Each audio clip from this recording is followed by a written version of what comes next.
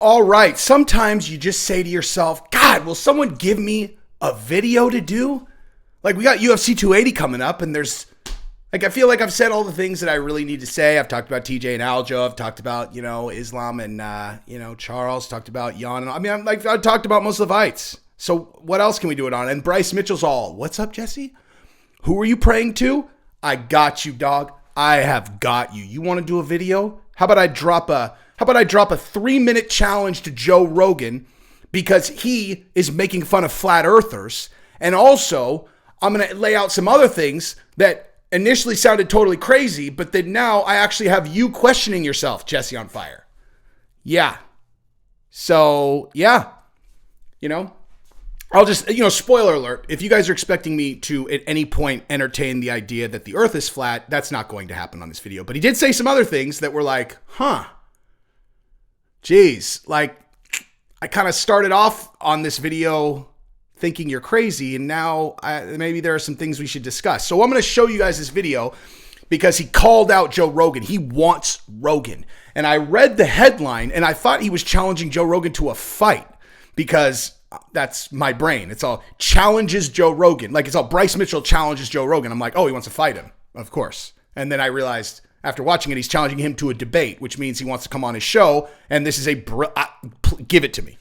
Like, seriously, give me that. First of all, let me just say before I even give me that show. Get Bryce in here and let's talk for 5 hours about why he believes the earth is flat and all this other stuff that we'll get into in a second, which is actually a little more interesting since, I think that we can prove that the earth isn't flat since astronauts keep going up and the earth's not flat, right? Like, I feel like, anyway, but neither here nor there.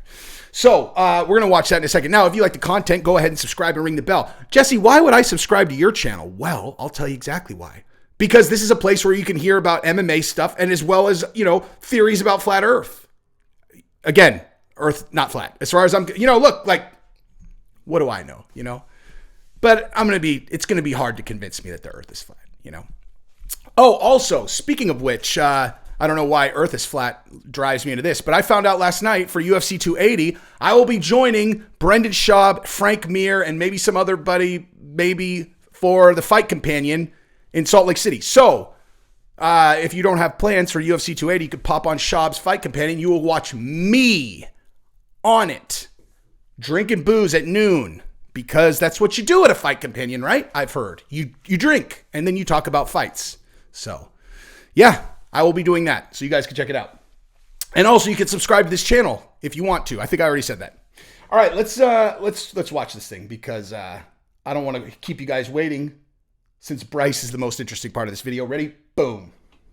Hey, I'm here to call out Joe Rogan for talking crap about me and talking crap about my mama. He's been doing it for too long. Me and my mama will tell you right now this earth is flat. It ain't moving around at no 600-something thousand miles an hour, spinning 1,000 miles an hour, and floating through the universe constantly. Okay, this earth is flat, it's fixed, and the stars and stuff rotate around us. The sun rotates around us. Okay, and I can prove that. I would love to debate you, Joe Rogan, because I'm tired of you making fun of flat earthers. And if you're so confident, come on and debate me, buddy, because I'm tired of this crap you're posting. You want to post a video today about a mathematician that says the universe is local, but it ain't real. What does that even mean? That's a bunch of mumbo-jumbo crap, brother. And the guy is holding a trident in the picture.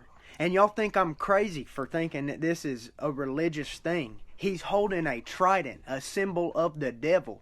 They're trying to feed you these lies to make you think that science is right and that God didn't create this universe, the Big Bang did. Okay, I used to be an atheist because I used to believe that this universe was created by the Big Bang. I used to believe all that crap from Neil deGrasse Tyson. Okay, and I'm just so sick and tired of hearing your crap, Joe, about flat earthers being stupid. Boy, I'll smoke you in a debate. I will smoke you. Give me that debate. And there ain't nothing you can do beat me in a debate, brother, because you ain't got no proof. Gravity ain't real. It's density. This paper, When it drops, it's because it's more dense than the air around it, not because of some magical thing called gravity. There is no proof of gravity, brother. There's only proof of density. That's why hot air balloons float, because of hot air being less dense, okay? Not because a hot air balloon is an anti-gravitational device. And I will debate you right to your face, and I'm tired of this crap that you're posting. I'm tired of you making fun of flat earthers, because you got one right here that will bring it to you. And I know you won't accept this challenge. Yes, he will. Actually, no, I don't know. He will. But I bet you won't. I bet you'll sissy out. And that crap you're posting, it's leading people away from the Holy Spirit. This universe wasn't created from no Big Bang. I don't care what Neil deGrasse Tyson says. And we didn't land on the moon. And Neil deGrasse Tyson knows we didn't land on the moon. He's lying about it too. Okay? All these people are lying, brother. And all you're doing is leading people away from the Spirit. When you understand that God created this universe, then you'll understand that there's no need for all this Big Bang and this and that, and it's all a bunch of crap. That's why the stars, the Little Dipper and the Big Dipper, are in the same position they've always been in, because the universe ain't constantly expanding. Okay, so that is what we got from Bryce Mitchell. And and here's the deal. So I would assume that most of you, when you hear someone say, the earth is flat, you're like, hey, yikes. And because, that's like the ultimate conspiracy you can believe in, where people are like, bro, And I'm not going to be honest. That's my reaction. But candidly, it's because I have seen so much footage from space, videos showing that the earth is round. That's where you're going to have a hard time convincing me that, my own eyes are wrong. But nonetheless, let me actually start here. This is genius from Bryce Mitchell. Okay. Like, I'm sure he believes this stuff. Like, I'm not saying he doesn't believe it. I'm talking about, this is a genius way to get on Rogan's podcast, right? Genius. And if Rogan doesn't accept this, I would have to question the validity of his position, that he wants to have people on to hear everybody's differing opinions. Also, do you know how much it'll piss everybody off? Like, the people who hate Rogan, do you know how much it'll infuriate them if he platforms a flat earther who sounds convincing? Because here's the thing. He said some other things in that video, Like, he said the thing about the density, and I'm like, that's interesting. Hot air balloon, hot air, less dense, rises. Well, I don't know. I mean, I don't know. Like, I don't know. I don't know. I know gravity doesn't exist as soon as you get out in space, right? Like, you get to space, no gravity. So maybe it is have to do with the atmosphere, inside the atmosphere, density. I don't know. I don't know. I have no idea, So my point is, Bryce Mitchell, the flat earther, just threw out something where I was like, oh, I don't know. And look, like, if any of you, like, aced, science class, and you're like, Jesse, you're an idiot. I know that. I know that. I'm just saying what he said kind of makes sense, or at least sounds like it could make sense. I don't know.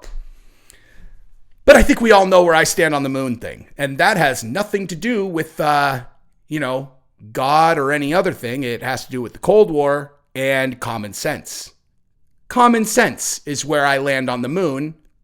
And I agree with him, except I'm not sure if Neil Tyson deGrasse knows or not, because that's more of like a common sense human thing, like being able to like look at things and realize they're bullshit versus like some kind of depth in scientific knowledge. But anyway, bottom line, Bryce Mitchell just led something off with, he's a flat earther. And by the end, he had said a couple things that he said one thing that I definitely agree with. And then some other things where I'm like, Jesus, I don't know. I could certainly say that the trident being a sign of the devil, that's the one's shaky for me, since, the trident is also the symbol of the Navy SEALs. And I don't think that's necessarily related to any kind of devil worship. But I like Bryce Mitchell because he doesn't give a fuck. Like, Here, you know what? Here's my issue. This is actually a serious point that I'll make. My issue with anyone in general who is not a specialist in a specific thing is when they speak with such certainty about things, where it's like, you know, like honestly, like in this situation, like the thing about gravity, right? Like if you're a person who has not directly studied gravity to a degree that's acceptable, and you just kind of go, well, blah, blah, blah. It's like, okay, look, like I know that sounds ridiculous, but it only sounds ridiculous because you're accepting consensus. It doesn't mean it's not there. It just means you don't actually know. And if you don't realize that you don't actually know, then that means that you're not very good at assessing your knowledge base. Like, you know, like how do you know that we went to the moon? How do you know? Well, it's in every single history book, right? So someone said that we went, and all of the supporting evidence would say the opposite. But that's fine. You know, just keep on drinking that. Like, let's say we had not sent a person back to the moon in 300 more years. You still believe it that we did it back then? And just no one can figure it out? No one can figure it out since then. Budget cuts. But yeah. So bottom line is, give me that podcast. Like, give it to me. Give it to me. I want it, dude. Matter of fact, I want on that episode. I want to be on that episode with Bryce and Joe. Well, I mean, I just want to go on the show regardless, actually. But like, I want to be like I want to be in the middle and Tim Pool it. You know, like how Tim Pool was on with like the Twitter, you know, people, where it's just like, hey, but Bryce, tell us. Actually, I guess I have nothing to add there whatsoever, actually. I have literally nothing to add because Joe's going to ask him all the questions I would ask. And Joe thinks like me. So yeah, I have no value there whatsoever. I just would love to be, I guess I get to watch it through the TV like everybody else, or the phone.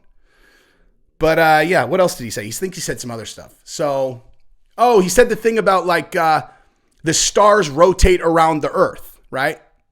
So question for Bryce Mitchell.